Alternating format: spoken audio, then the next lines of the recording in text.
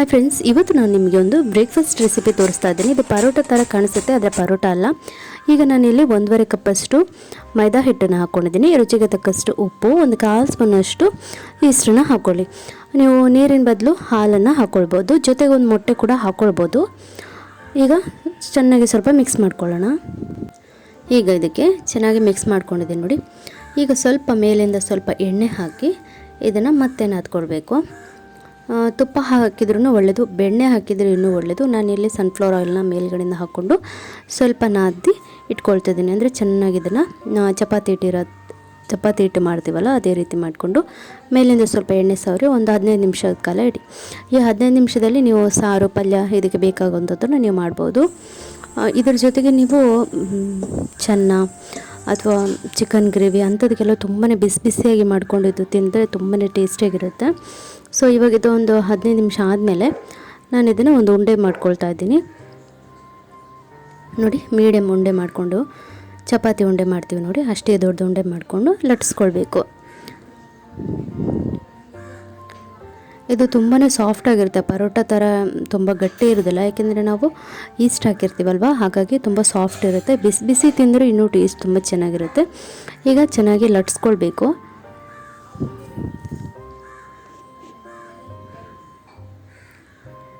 ಈಗ ಮೇಲಿಂದ ಸ್ವಲ್ಪ ಎಣ್ಣೆ ಹಾಕಿ ಇದಕ್ಕೆ ಸ್ವಲ್ಪ ಮೇಲಿಂದ ಮತ್ತೆ ಪುಡಿನ ಹಾಕಬೇಕು, ಅಂದರೆ ಮೈದಾ ಹಿಟ್ಟನ್ನು ಹಾಕ್ಕೊಳ್ಬೇಕು. ಈಗ ನೋಡಿ ಈ ರೀತಿ ಫೋಲ್ಡ್ ಮಾಡ್ಕೊಳ್ಬೇಕು. ಯಾಕೆಂದರೆ ಲೇಯರ್ ಬರಬೇಕಲ್ಲ, ಅದಕ್ಕೋಸ್ಕರ. ನೀವು ಈ ರೀತಿ ಮಾಡಬೇಕಂತೇನಿಲ್ಲ, ಚಪಾತಿ ಥರನೂ ಮಾಡಿಕೊಂಡ್ರೆ ನಡೆಯುತ್ತೆ. ನಾನು ಸ್ವಲ್ಪ ಪರೋಟ ಥರ ಲೇಯರ್ ಬರಲಿ ಅಂತ ಹೇಳಿ ಮಾಡ್ಕೊಂಡಿದ್ದೀನಿ. ಸ್ವಲ್ಪ ಈ ಥರ ಉದ್ದಕ್ಕೆ ಎಳ್ಕೊಂಡು ಈ ರೀತಿ ರೌಂಡಾಗಿ ಸುತ್ಕೊಳ್ಳಿ ನೋಡಿ. ಈ ರೀತಿ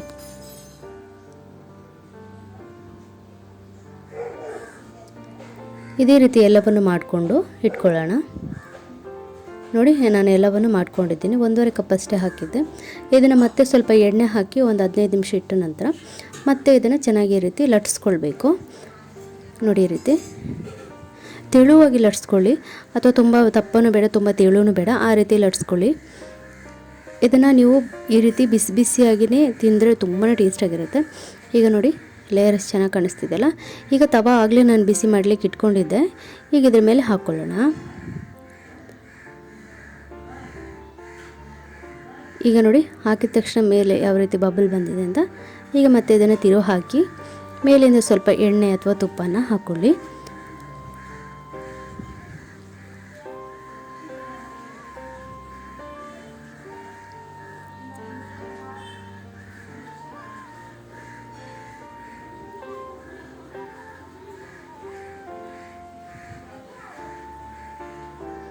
ಈಗ ನೋಡಿ ಒಂದು ಸೈಡ್ ಚೆನ್ನಾಗಿ ಫ್ರೈ ಆಗಿದೆ, ಮತ್ತೊಂದು ಸೈಡ್ ನಾವು ಇದೇ ರೀತಿ ಫ್ರೈ ಮಾಡ್ಕೊಳ್ಳೋಣ.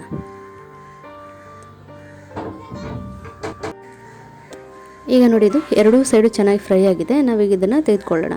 ನಾವು ಉಳಿದಿರೋ ಚಪಾತಿಯನ್ನು ಕೂಡ ಇದೇ ರೀತಿ ಫ್ರೈ ಮಾಡ್ಕೊಳ್ಳೋಣ, ಆಯಿತಾ. ಈಗ ಎರಡೆರಡು ಆದ ತಕ್ಷಣ ನೋಡಿ ಈ ರೀತಿ ಮಾಡ್ಕೊಳ್ಳಿ ಕೈಯಲ್ಲಿ ನೋಡಿ. ಈ ರೀತಿ ಚೆನ್ನಾಗಿ ಹೊಡಿಬೇಕು, ಆಗ ಅದರ ಲೇಯರ್ ಬಿಟ್ಕೊಳ್ಳುತ್ತೆ ಮತ್ತು ಗಟ್ಟಿ ಆಗೋದಿಲ್ಲ. ಎಷ್ಟು ಚೆನ್ನಾಗಿ ನೀವು ಈ ರೀತಿ ಮಾಡ್ತೀರೋ ಅಷ್ಟು ಸಾಫ್ಟ್ ಆಗುತ್ತೆ ನೋಡಿ. ಲೇಯರ್ ಎಷ್ಟು ಚೆನ್ನಾಗಿ ಬಂದಿದೆ ಅಂತ. ಸೊ ಇವತ್ತಿನ ರೆಸಿಪಿ ಹೇಗನ್ನಿಸ್ತು, ಇಷ್ಟ ಆಯಿತಾ? ಇಷ್ಟ ಆದರೆ ಲೈಕ್ ಮತ್ತು ಶೇರ್ ಮಾಡೋದನ್ನು ಮರಿಬೇಡಿ. ಸಿಗೋಣ ಮತ್ತೊಂದು ವಿಡಿಯೋ ಜೊತೆಗೆ.